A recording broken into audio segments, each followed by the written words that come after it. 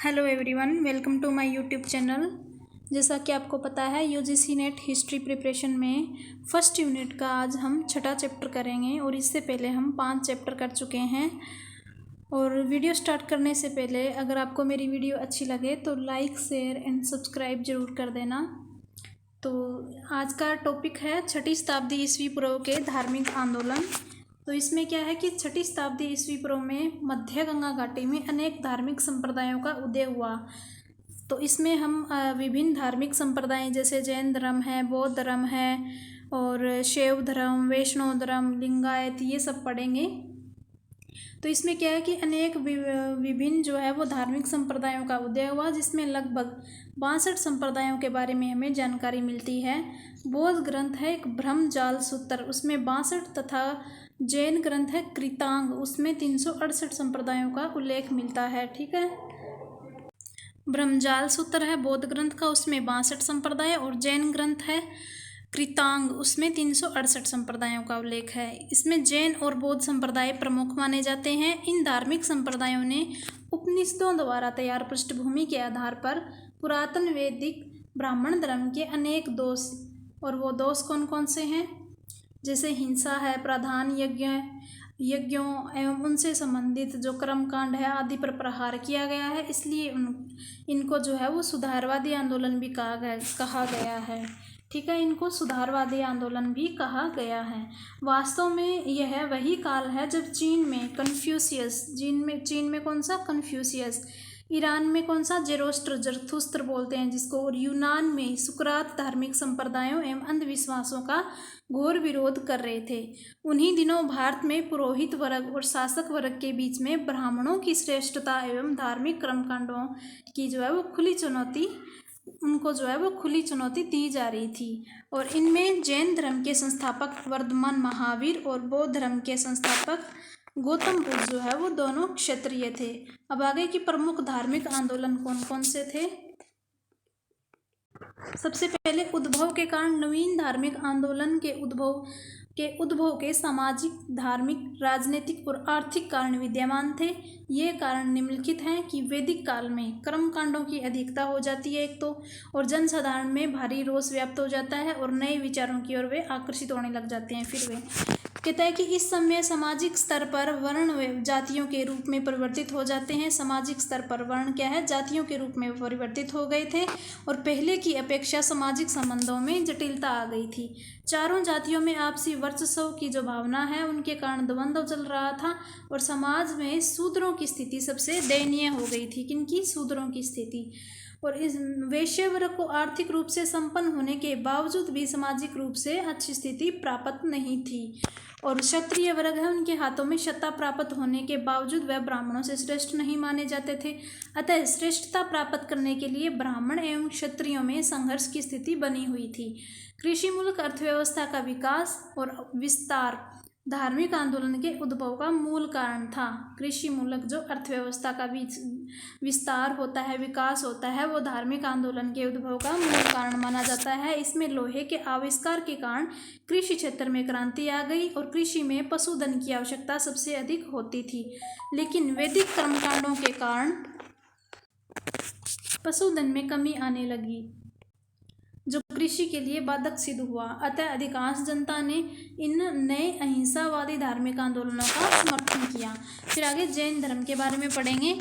जैन शब्द जो है वो संस्कृत के जिन शब्द से बना है। इसका अर्थ विजेता होता है, और जिन्होंने अपने वन, वाणी और शरीर को जीत लिया हो।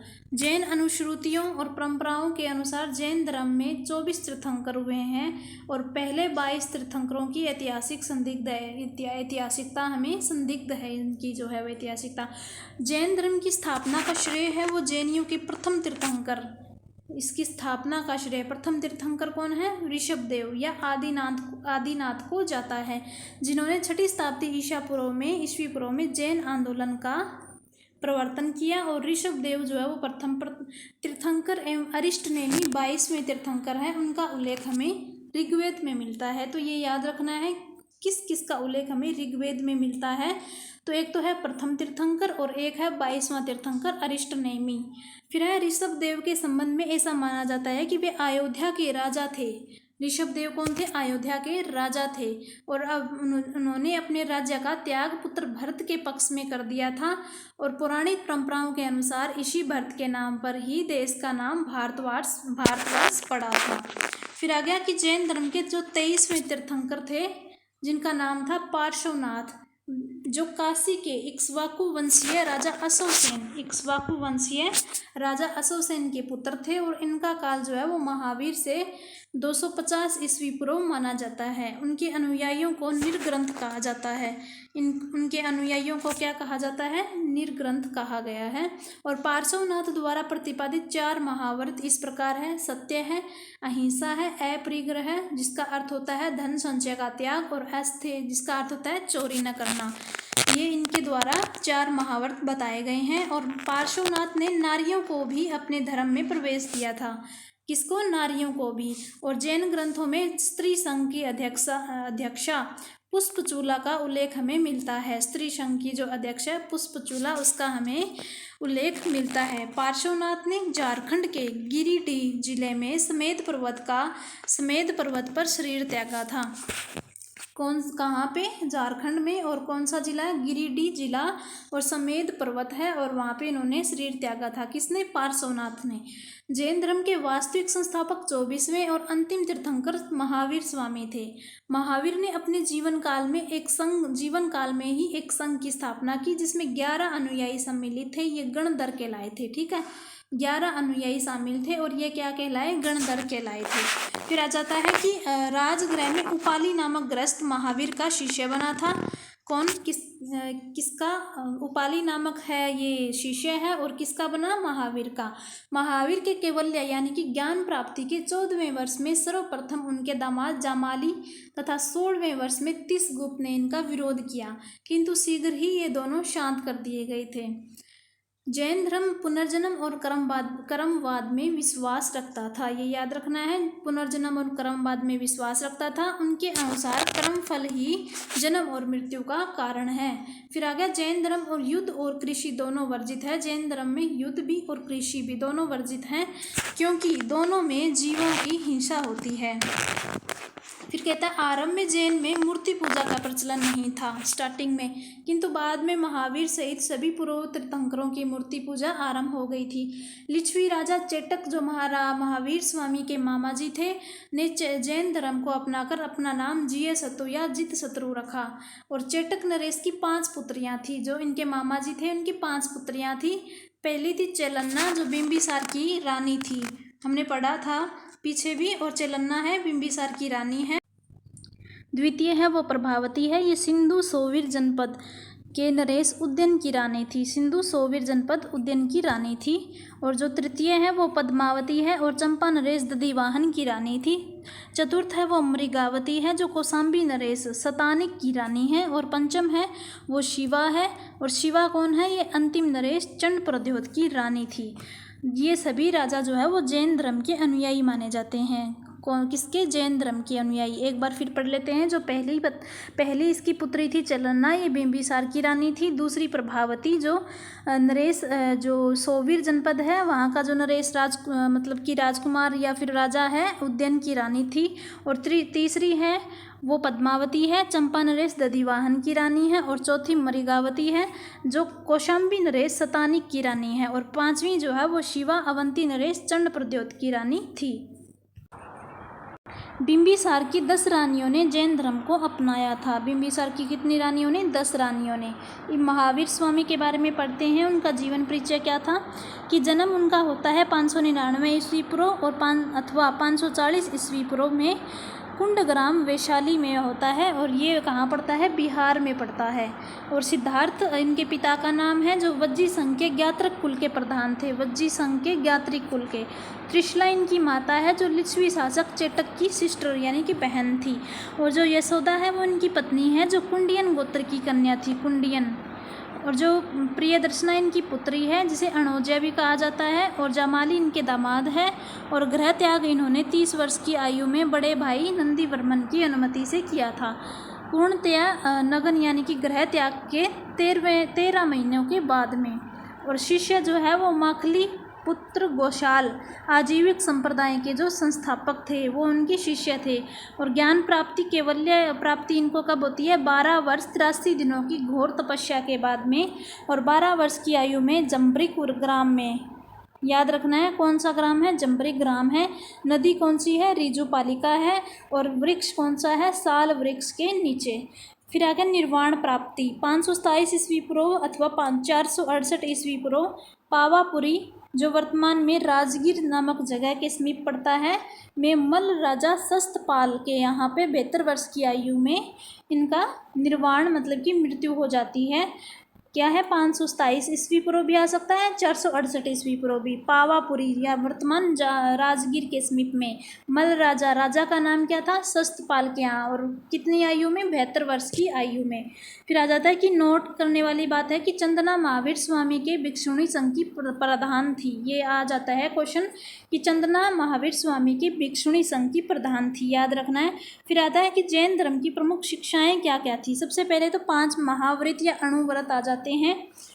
अहिंसा, सत्य, अपरिग्रह, अस्तेय और ब्रह्मचार्य। ऊपर वाले 4 हमने पीछे पढ़ चुके हैं, और ब्रह्मचार्य है वो महावीर स्वामी ने जोड़े हैं। अहिंसा का अर्थ होता है जीव की अहिंसा, यानी कि जीव की हिंसा या हत्या न करना, ठीक है, न करना। और सत्य होता है सदा सत्य बोलना। अपरिग्रह होता है संपत्ति इकट्ठा न करना। और अस्तेय होता है चोरी न करना। और ब्रह्मचर्य इंद्रियों को वश में करना। नोट करने वाली बात है कि ऊपर के 4 व्रत पार्श्वनाथ के दिए हुए हैं, और 5वां जो है वो ब्रह्मचर्य महावीर ने जोड़ा है। फिर त्रिरत्न आ जाते हैं, सम्यक दर्शन, सम्यक ज्ञान और सम्यक आचरण। सम्यक दर्शन का अर्थ है वास्तविक ज्ञान, और सम्यक ज्ञान का अर्थ है सत्य में विश्वास, और सम्यक आचरण का अर्थ है सांसारिक दुखों से उत्पन्न सुख दुख के प्रति संभाव। सम्यक दर्शन का अर्थ क्या है? वास्तविक ज्ञान। और सम्यक ज्ञान का अर्थ है सत्य में विश्वास। और सम्यक आचरण का अर्थ है सांसारिक विषयों से उत्पन्न सुख दुख के प्रति संभाव। फिर आ गया दर्शन, अनेकांतवाद और सप्तभंगी ने यश्यादवाद। अनेकांतवाद का अर्थ है बहुरूपता का सिद्धांत, और सप्तभंगीय यश्यादवाद है सापेक्षता का सिद्धांत, ठीक है। अनेकांतवाद बहुरूपता का सिद्धांत, और सप्तभंगीय यश्यादवाद सापेक्षता का सिद्धांत है। श्यादवाद है कि वह ज्ञान संबंधी जैन सिद्धांत है। इनके अनुसार दृष्टिकोण की भिन्नता के कारण हर ज्ञान विभिन्न स्वरूपों में व्यक्त किया जा सकता है, हर ज्ञान विभिन्न स्वरूपों में। और इस सप्तभंगी ज्ञान को श्यादवाद कहा गया है। जैनियों के अनेकांतवाद सिद्धांत की तार्किक परिणति उनके सिद्धांत श्यादवाद में ही होती है।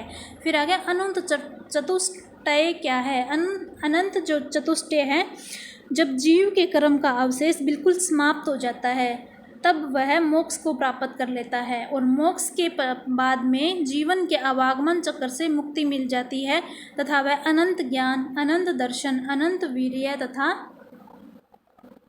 अनंत सुख की प्राप्ति कर लेता है। इसे ही जैन शास्त्रों में अनंत चतुष्टय की संज्ञा दी गई है। किसे दी गई है? दोबारा देख लेते हैं। जब जीव से कर्म का अवशेष बिल्कुल समाप्त हो जाता है, वह मोक्ष को प्राप्त कर लेता है, और मोक्ष के बाद जीवन के आवागमन चक्र से उनको मुक्ति मिल जाती है, और वह अनंत ज्ञान, अनंत दर्शन और अनंत वीर्य और अनंत सुख की प्राप्ति कर लेता है। इसे ही जैन शास्त्रों में अनंत चतुष्टय की संज्ञा दी गई है। फिर जैन धर्म के ज्ञान आ जाते हैं कि मति, श्रुति, अवधि, मनप्राय और कैवल्य। जो मति है वो इंद्रिय जनित ज्ञान को कहा जाता है मति। अगर आपको इंद्रिय जनित ज्ञान है तो आपको मति ज्ञान है। और श्रुति ज्ञान है श्रवण संबंधी ज्ञान, और अवधि है वो दिव्य ज्ञान है, और मनप्राय है दूसरों के मन को जान लेना, ये हो गया मन ज्ञान। और फिर आगमन प्राय, और कैवल्य होता है सर्वोच्च ज्ञान की प्राप्ति। फिर जैन धर्म के अनुसार में ज्ञान के 3 स्रोत या प्रमाण हमें पाए जाते हैं, हमें मिलते हैं। सबसे पहला है प्रत्यक्ष ज्ञान, अनुमान दूसरा, और तीर्थंकर के वचन तीसरा, ठीक है। तो जैन मत के अनुसार क्या है कि विश्व जो है वो शाश्वत है, परंतु सृष्टिकर्ता के रूप में ईश्वर को नहीं स्वीकारता है। कह रहा है भी जैन मत के अनुसार विश्व शाश्वत है, परंतु सृष्टिकर्ता के रूप में वह ईश्वर को नहीं स्वीकारता। फिर आता है कैवल्य। जब जीव से कर्म का अवशेष बिल्कुल समाप्त हो जाता है तब वह मोक्ष की प्राप्ति कर लेता है।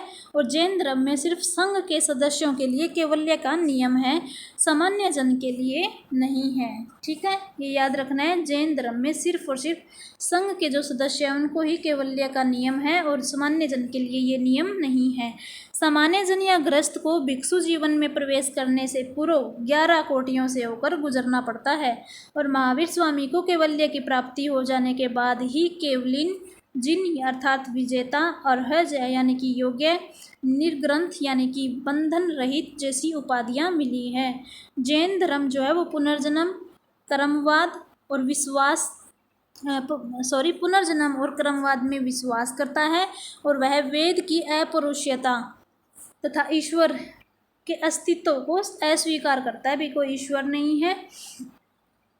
और वेद की जो अपौरुषेयता है उसको भी, मतलब कि वेदों ने, पुरुषों ने नहीं लिखा अपौरुषेयता, और ये इनको भी अस्वीकार करता है। और जैन संघ के सदस्य 4 वर्ग यानी भिक्षु, भिक्षुणी, श्रावक या श्राविका में विभक्त है।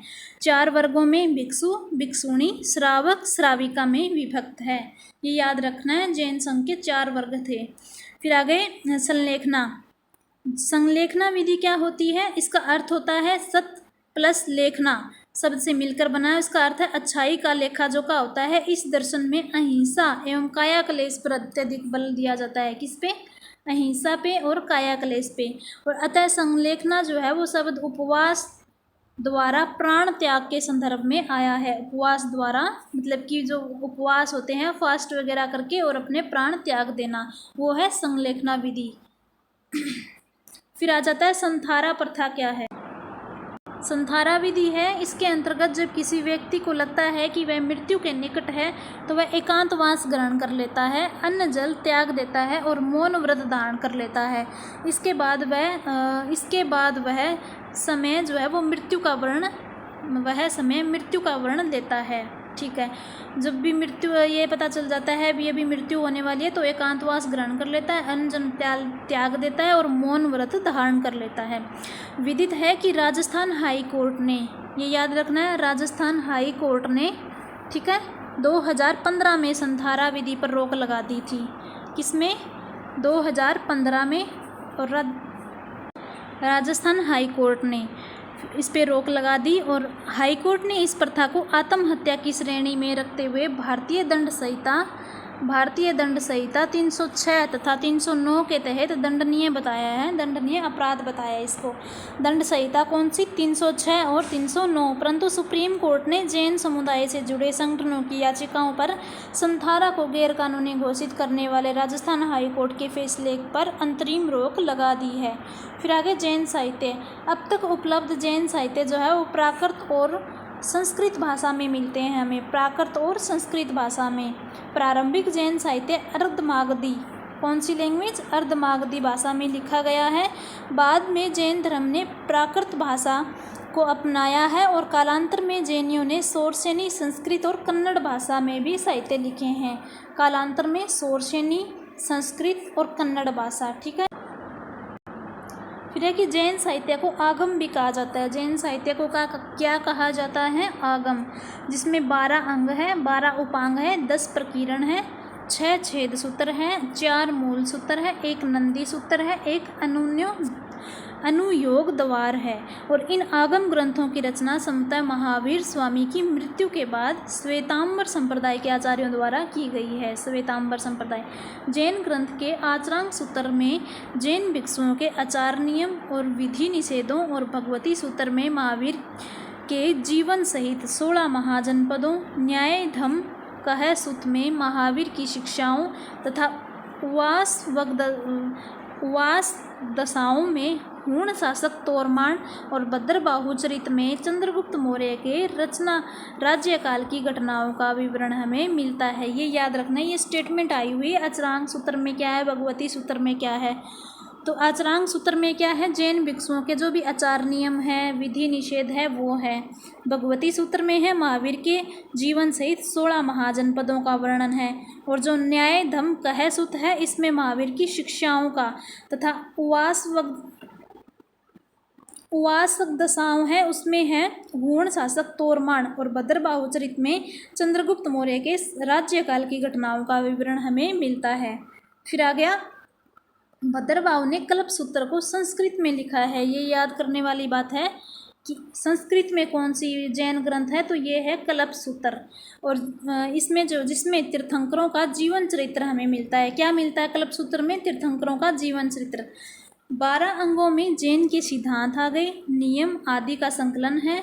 कुछ प्रमुख अंग आचरांग सूत्र, भगवती सूत्र, उवासक दशाओं, अनुत्रोप पातिक दशा और प्रश्न व्याकरण और दृष्टिवाद इत्यादि हैं। उवासक दशाओं में 10 जैन व्यापारियों का वर्णन मिलता है। कितने? 10 जैन व्यापारियों का हमें वर्णन मिलता है, और जिन्होंने जैन धर्म के नियमों का पालन करके मोक्ष प्राप्त कर लिया था, इन 10 व्यापारियों ने। और ये वर्णन हमें किस में मिलता है? उवासक दशाओं में मिलता है कि जो 10 व्यापारी हैं उन्होंने जैन धर्म ग्रहण कर लिया और मोक्ष प्राप्ति कर ली। इसमें उपासकों के जीवन संबंधी नियम बताए गए हैं। उपासकों के जीवन संबंधी, ठीक है, उपासकों के जीवन संबंधी क्या है? नियम बताए गए हैं। ठीक है भाई। अब आ गए उपांगों में ब्रह्मांड का वर्णन, खगोल विद्या, काल विभाजन और मरणोत्तर जीवन और प्राणियों का वर्गीकरण आदि का उल्लेख है। किस किस का उल्लेख है? देखो ऊपर पड़ा है 12 अंगों में क्या उल्लेख है। इसमें तो जैन के सिद्धांत है, नियम है, संकलन है, ये है। और जो 12 उपांग है इसमें ब्रह्मांड का वर्णन है, खगोल विद्या है, काल विभाजन है, मरणोत्तर जीवन है और प्राणियों का वर्गीकरण है। प्रत्येक अंग के साथ एक उपांग संबंध है। प्रत्येक अंग के साथ क्या है? एक उपांग संबंध है, क्योंकि 12 ही अंग है, 12 ही उपांग है। और अंगों पर लिखे गए भाष्य को निर्युक्ति, चूर्णी या टीका कहा गया है। जो अंगों पर जो भी टीकाएं लिखी गई, जो भाष्य लिखे गए हैं, उनको निर्युक्ति, चूर्णी या टीका कहा गया है। प्रकीर्ण प्रमुख ग्रंथों के परिशिष्ट हैं, जिसमें जैन धर्म से संबंधी विधि विषयों का वर्णन है।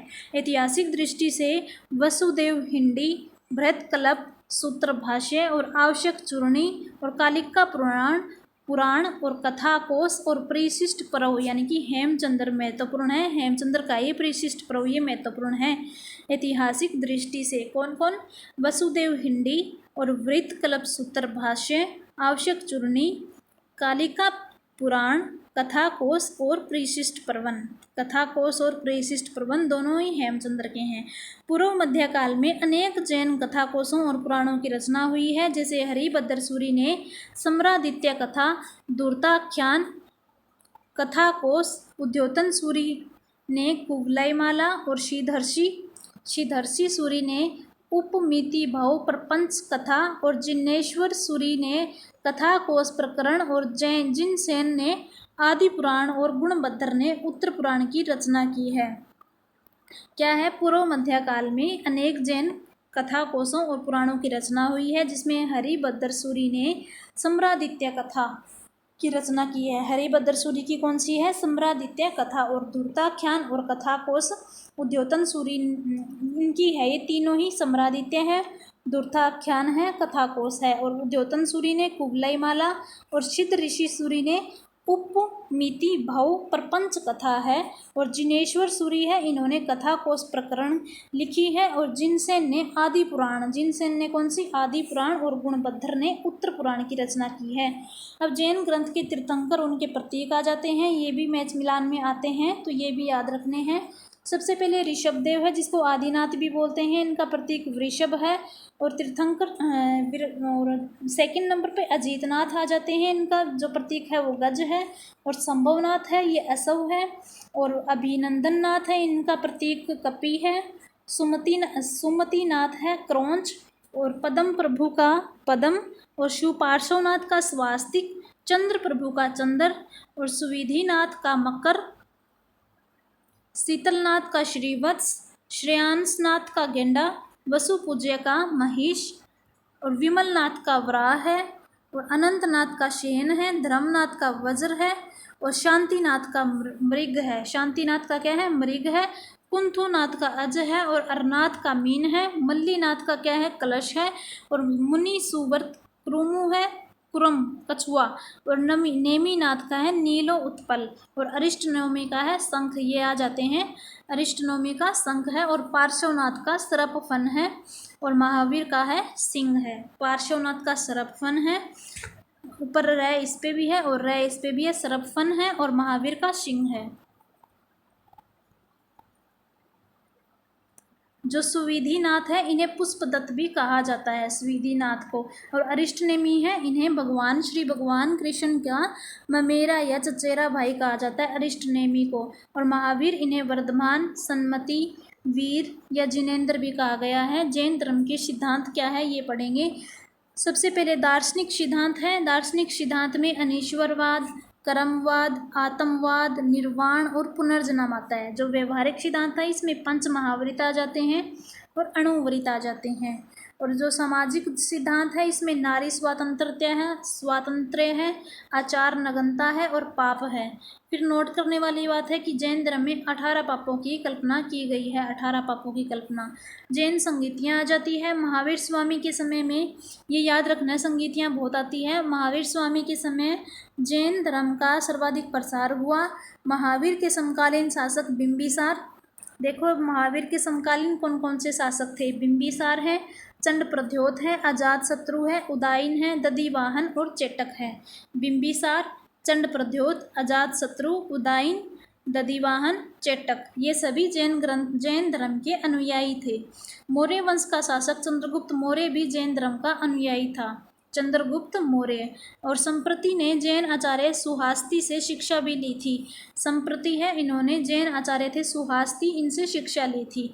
चंद्रगुप्त मौर्य के समय में पाटलिपुत्र में प्रथम जैन संगीति का आयोजन हुआ था। ये याद रखना है। किसके समय में हुआ है? चंद्रगुप्त मौर्य के समय में हुआ है और पाटलिपुत्र में हुआ है। ठीक है। और प्रथम जैन संगीति हुई है। फिर आ गया कलिंग नरेश खारवेल भी जैन धर्म का अनुयायी था। ये भी आ जाता है खारवेल। कलिंग नरेश खारवेल भी किसका अनुयायी था? जैन धर्म का अनुयायी था। और उदयगिरी पहाड़ी में इसने जैन भिक्षुओं के लिए गुफा का निर्माण करवाया है। ठीक है। गुफा का निर्माण उदयगिरी पहाड़ियों में जैन भिक्षुओं के लिए किसने? कलिंग नरेश खारवेल ने। पूर्व मध्यकाल में राष्ट्रकूट, गंग, गुजरात के चालुक्य, चंदेल शासकों ने भी जैन धर्म को प्रश्रय दिया था। राष्ट्रकूट है, गंग है, गुजरात के चालुक्य है और चंदेलों ने। राष्ट्रकूट शासक अमोघ वर्ष जैन धर्म का अनुयायी था। जो राष्ट्रकूटों में कौन है? अमोघ वर्ष है, वो जैन धर्म का अनुयायी था। इसने रतन मालिका नामक ग्रंथ की रचना की है। कौन सा ग्रंथ है? रतन मालिका नामक ग्रंथ है। और गंग वंश के राजा राजमल चतुर्थ का मंत्री एवं सेनापति चामुंड राय ने 974 ईस्वी में बाहुबली जिनकी एक मूर्ति, जिसको गोमतेश्वर की मूर्ति भी बोलते हैं, का निर्माण श्रवण बेलगोला में करवाया। इम्पोर्टेंट है ये। गंग वंश का राजा था और राजमल चतुर्थ का मंत्री है एवं सेनापति भी बोल देते हैं। चामुंड राय है। किसने बनवाया है ये? चामुंड राय ने बनवाया है। और बाहुबली जिनकी एक मूर्ति 974 में, कब? 974 में। और इसका निर्माण श्रावण बेलगोला कर्नाटक में करवाया है। ठीक है। और प्रत्येक 12 वर्षों पर महामस्तका अभिषेक किया जाता है। यहाँ पे क्या किया जाता है? हर 12 वर्षों में महामस्तका अभिषेक। और महावीर की शिक्षाओं को साहित्यों में संकलित करने के लिए 2 जैन सभाओं का आयोजन किया गया था। अब वो 2 जैन संगीतियाँ कौन सी है वो पढ़ते हैं। कहता है प्रथम जो जैन संगीति है वो 322 ईस्वी पूर्व की मानी गई है। 322 तथा कुछ स्रोतों में हमें 300 ईस्वी पूर्व भी देखने को मिलता है। स्थान है पाटलिपुत्र बिहार में और स्थूलभद्र इसके अध्यक्ष थे। ये याद रखना है, इंपॉर्टेंट है। स्थूलभद्र इसके अध्यक्ष थे। बिखरे हुए और लुप्त ग्रंथों का संग्रह इसमें होता है और 12 अंगों का संकलन होता है। जैन धर्म का 2 संप्रदायों में विभाजन हो जाता है, एक तो श्वेतांबर और एक दिगंबर। ठीक है। फिर आ गया द्वितीय 513 ईस्वी या फिर 526 ईस्वी पूर्व भी कहीं कहीं देखने को मिलता है। ऊपर वाले का स्थान पाटलिपुत्र था और इसका स्थान है वल्लभी गुजरात में। याद रखना है, ये गुजरात वल्लभी वाली दूसरी संगीति है और इसके अध्यक्ष है वो कौन है? देवर्दी समाशर्मण है। और कुल 11 अंगों को लिपिबद्ध किया गया था। यहाँ पे कितने अंग? कुल 11 अंगों को लिपिबद्ध किया गया था। अब आ गया मतभेद या विभाजन। महावीर के पूर्व तीर्थंकर पार्श्व ने अपने अनुयायियों को निचले और ऊपरी अंगों को ढकने की अनुमति दी थी, किंतु महावीर ने शस्त्र का सर्वथा त्याग करने का आदेश दिया। इसका आशय यह था कि वे अपने अनुयायियों के जीवन में और भी अधिक संयम लाना चाहते थे। इस कारण कालांतर में जैन धर्म 2 संप्रदायों में विभक्त हो जाता है। सबसे पहला संप्रदाय है वो है श्वेतांबर अर्थात श्वेत वस्त्र धारण करने वाले, दूसरा है दिगंबर अर्थात नग्न रहने वाले। और एक अन्य परंपरा के अनुसार महावीर की मृत्यु 200 वर्षों बाद मगध में 12 वर्षों तक अकाल पड़ा था। महावीर की मृत्यु के 200 वर्षों बाद में मगध में पड़ा था 12 वर्षों तक अकाल।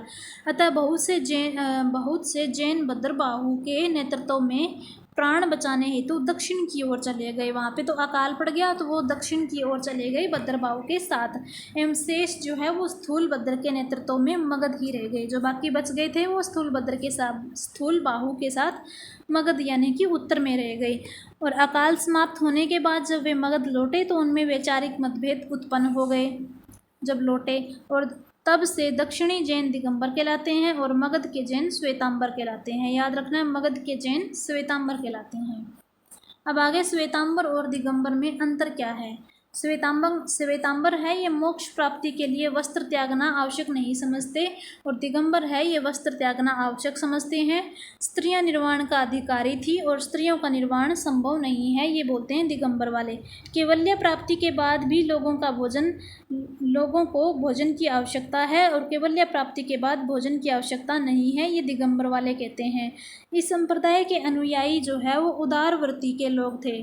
कैसे थे? उदारवर्ती के, तथा धार्मिक नियमों के परिस्थिति के अनुसार परिवर्तन के पक्षधर थे। ये याद रखना है, परिवर्तन के पक्षधर थे ये। और जो दिगंबर है ये कट्टरपंथी जैनियों का संप्रदाय था। इस संप्रदाय के अनुयायी जैन धर्म के अनुयायी के नियमों का पालन बड़ी ही कठोरता से करते थे। फिर जैन धर्म का समाज पर क्या प्रभाव पड़ता है।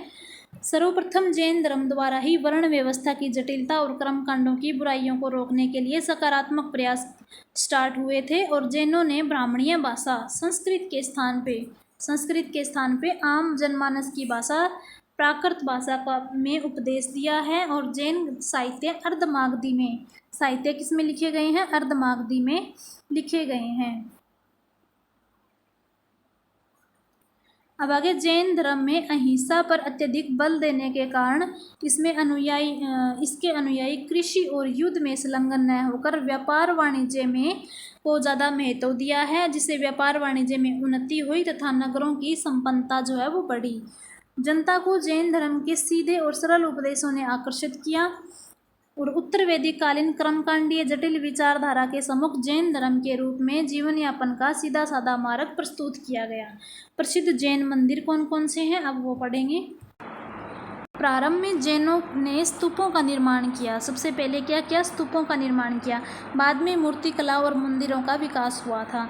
और कुषाण काल में मथुरा जो है वो जैन कला का एक महत्वपूर्ण केंद्र था। कुषाण काल में मथुरा जैन कला का एक महत्वपूर्ण केंद्र था। गुप्त काल में जैन कला की मथुरा शैली उन्नत अवस्था में थी। कौन से काल में? गुप्त काल में। और प्रमुख जैन मंदिर कौन है? ऋषभ मंदिर है, ऋषभनाथ मंदिर, जल मंदिर, दिलवाड़ा का जैन मंदिर और पारसनाथ का जैन मंदिर और मेघूती जैन मंदिर और कुमार ग्राम प्राचीन मंदिर, दिगंबर जैन मंदिर आदि। पार्श्वनाथ का मंदिर, ये जैन मंदिर कौन कौन से हैं? पार्श्वनाथ का मंदिर, रणकपुर जैन मंदिर, शोभनाथ मंदिर और श्री नकोड़ा पार्श्वनाथ मंदिर और जैन श्वेतांबर त्रिलोकपुर तीर्थ आदि, ये इम्पोर्टेंट है, ये याद रखना है। प्रमुख जैन मंदिर है ऋषभनाथ मंदिर, जल मंदिर, दिलवाड़ा का जैन मंदिर, पार्श्वनाथ का जैन मंदिर, मेघूती जैन मंदिर, कुमारग्राम जैन मंदिर और दिगंबर जैन मंदिर कौन कौन से हैं? पार्श्वनाथ का मंदिर है, रणकपुर जैन मंदिर है, शोभनाथ मंदिर है, श्री नकोड़ा पार्श्वनाथ है और जैन श्वेतांबर के कौन से हैं? त्रिलोकपुर तीर्थ आदि, ये इम्पोर्टेंट है। अब आगे कि जैन धर्म के पतन के क्या कारण रहे हैं। जैन धर्म के पतन के निम्नलिखित कारण रहे हैं। एक तो है आत्म पीड़न, कठोर व्रत और तपस्या पर बल ज़्यादा दिया जाता था और जाति व्यवस्था के दर्शन को बनाए रखा था इन्होंने, और अहिंसा पर अत्यधिक बल दिया। कृषि करने व युद्ध में संलग्न होने से मना कर दिया। इसके कारण सामान्य जन के लिए नियम धारण कर पाना और भी ज़्यादा कठिन हो गया। और जैन दर्शन में अत्यधिक क्लिष्टता होने के कारण इनके शयादवाद, अनेकांतवाद, द्वैतवादी और तत्वज्ञान आदि को समझना साधारण जनता के बस की बात नहीं थी। परिणाम स्वरूप जैन धर्म तपस्वियों तक ही सीमित रह गया। प्रारंभ में जैन ग्रंथों तक जैन धर्म एक सशक्त आंदोलन था, किंतु बाद में जैन मतावलंबियों में आंतरिक मतभेद प्रारंभ हो गए। परिणाम स्वरूप जैन धर्म दो संप्रदायों में बंट जाता है, श्वेतांबर और दिगंबर। और जैन धर्म का यह सांप्रदायिक विभाजन जैन धर्म के लिए अत्यधिक घातक सिद्ध हुआ और धर्म पतन की ओर अग्रसर हुआ, क्योंकि प्रारंभ में जैन साहित्य का लेखन प्राकृत भाषा में था। किसमें था? प्राकृत भाषा में था, और जनसाधारण इसे आसानी से समझ सके थे, और जनसाधारण की भाषा भी प्राकृत थी। लेकिन बाद में जैन साहित्य जो है वो संस्कृत में लिखे जाने लगे और जनसाधारण के लिए जैन साहित्य को समझना दुष्कर हो गया। परिणाम स्वरूप जैन धर्म के प्रति दृष्टिकोण उदासीन होता चला गया। जैन धर्म का विस्तार जो है वो जैन धर्म का बौद्ध धर्म का इसके सम्मुख एक धर्म और आ जाता है, बौद्ध धर्म, और ब्राह्मण धर्म में भी पुनरुत्थान यानी कि धीरे धीरे सुधार किया जाने लगा। तो इसके ये भी एक कारण बनता है जैन धर्म के पतन का। और जैन धर्म के उत्कर्ष में तत्कालीन नरेशों का महत्वपूर्ण योगदान था, किंतु बाद में जैन धर्म को राजकीय आश्रय प्राप्त नहीं हुआ। फलतः राजाश्रय के अभाव में जैन धर्म के अनुयायियों की संख्या धीरे धीरे घटने लगी। और जैन घटने से क्या है कि किसी भी धर्म ये आगे मेन पॉइंट है कि किसी भी धर्म के प्रसार में उसके प्रचारकों की बहुत महत्वपूर्ण भूमिका होती है। कालांतर में जैन धर्म में अच्छे प्रचारकों का अभाव हो गया, फलतः जैन धर्म के प्रसार का मार्ग अवरुद्ध हो गया। अब हम पढ़ेंगे बौद्ध धर्म। बौद्ध धर्म के संस्थापक महात्मा बुद्ध थे, और बुद्ध का अर्थ क्या होता है? प्रकाशमान अथवा जागृत होता है। ठीक है, अर्थ क्या होता है? प्रकाशमान और जागृत। उनके पिता सुधोधन जो कपिलवस्तु के शाक्यों के गणराजा थे, कपिलवस्तु के शाक्यों के। बुद्ध का जो जन्म है वो शाक्यों की राजधानी कपिलवस्तु के समीप लुम्बिनी में 563 ईस्वी पूर्व में हुआ।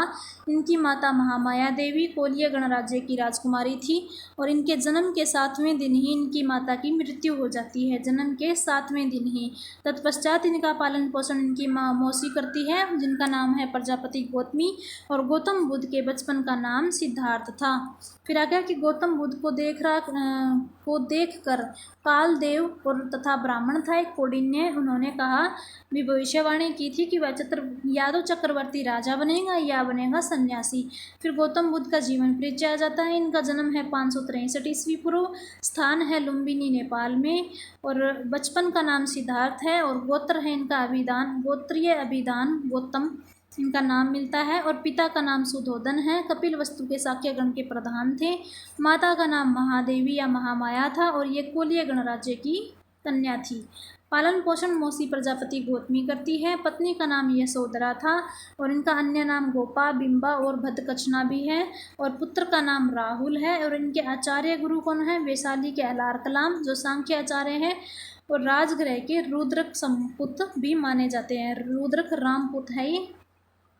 और घोड़े का नाम इनके कंथक था, सारथी का नाम चन्ना था, और मृत्यु हो जाती है इनकी 483 ईस्वी पूर्व मल्लों की राजधानी कुशीनगर में।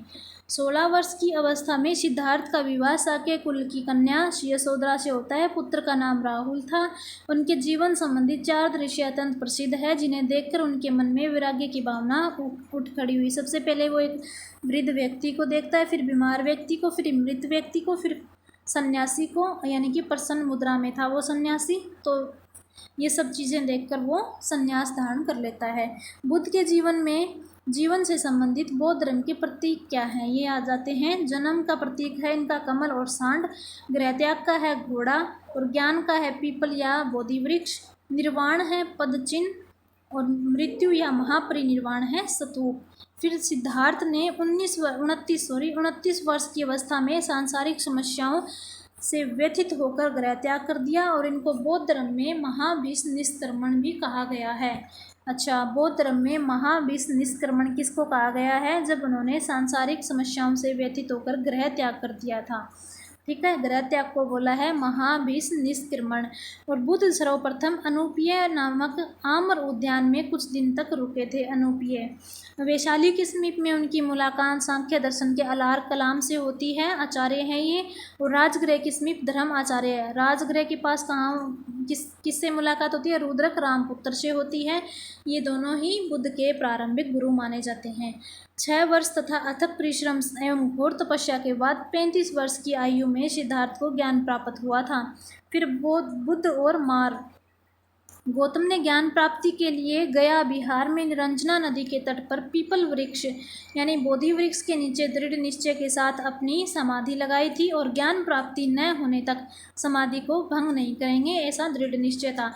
तभी मार यानी कि कामदेव को बोला जाता है मार। और कामदेव के नेतृत्व में अनेक पैशाचिक तृष्णाओं ने उनकी समाधि भंग करने की चेष्टा की, किंतु गौतम निश्चल रहा और अडिग रहे। वैशाख पूर्णिमा के दिन उन्हें ज्ञान प्राप्ति होती है और वह तथागत होकर बुद्ध कहलाए। फिर धर्म चक्र प्रवर्तन क्या है कि कुरुवेला वर्तमान बोध गया में पड़ता है।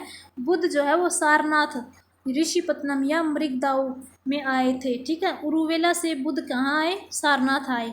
यहाँ पर उन्होंने 5 ब्राह्मण या सन्यासियों को अपना पहला उपदेश दिया था। जिसे बौद्ध धर्म ग्रंथों में धर्म चक्र प्रवर्तन के नाम से जाना जाता है। ऊपर महाभीष निष्क्रमण पड़ा, वो था गृह त्याग। और ये है धर्म चक्र प्रवर्तन। ये है जो पहला उपदेश दिया उसे कहा जाता है धर्म चक्र प्रवर्तन। और बुद्ध ने सर्वप्रथम तपस्सु और भल्लिक नामक 2 शूद्रों को बौद्ध धर्म का अनुयायी बनाया। देखो जी, अनुयायी पूछ ले तो 2 शूद्र नामक व्यक्ति थे, तपस्सु है और भल्लिक है, ये याद रखना है।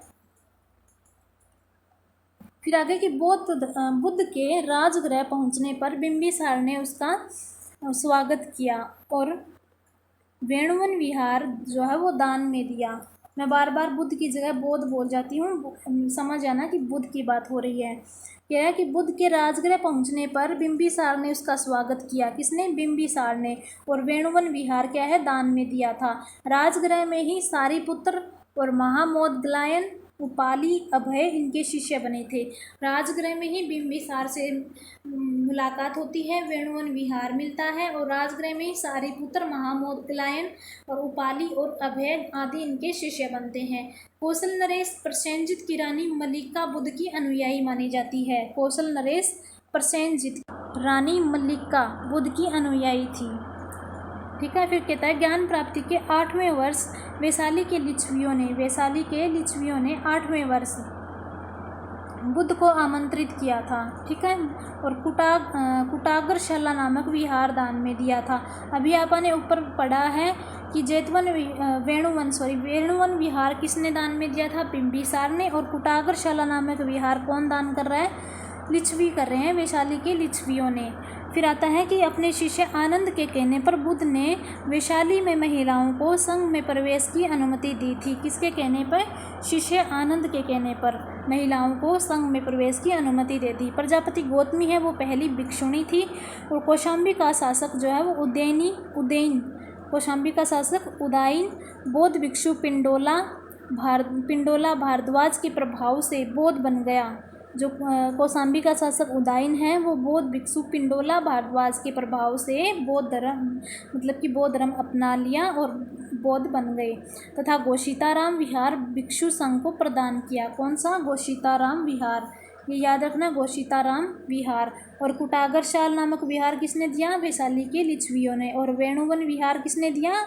ऊपर पड़ा है राजगृह के शासक बिंबिसार ने। अब आ गए ज्ञान प्राप्ति के 20वें वर्ष। बुद्ध जो है वो श्रावस्ती पहुँचे। 20वें वर्ष कहाँ पहुँचे? श्रावस्ती। और वहाँ पे अंगुलीमाल नामक डाकू को अपना शिष्य बनाया था। कहाँ? किसको बनाया? एक डाकू था जिसका नाम था अंगुलीमाल, इसको यहाँ पे शिष्य बना लेता है 20वें वर्ष। फिर आगे बुद्ध ने अपने जीवन के सर्वाधिक उपदेश कौशल राज्य की राजधानी श्रावस्ती में ही दिए थे। मगध को उन्होंने अपना प्रचार केंद्र बनाया था। उनके प्रचार का केंद्र कौन सा था? मगध था। फिर आ गया महापरिनिर्वाण। महात्मा बुद्ध अपने जीवन के अंतिम पड़ाव में हिरण्यवती नदी याद रखना है और अपने शिष्य चुंद के यहाँ शुक्र माधव भोज्य सामग्री खाई और वहाँ अतिसार रोग से पीड़ित हो गए।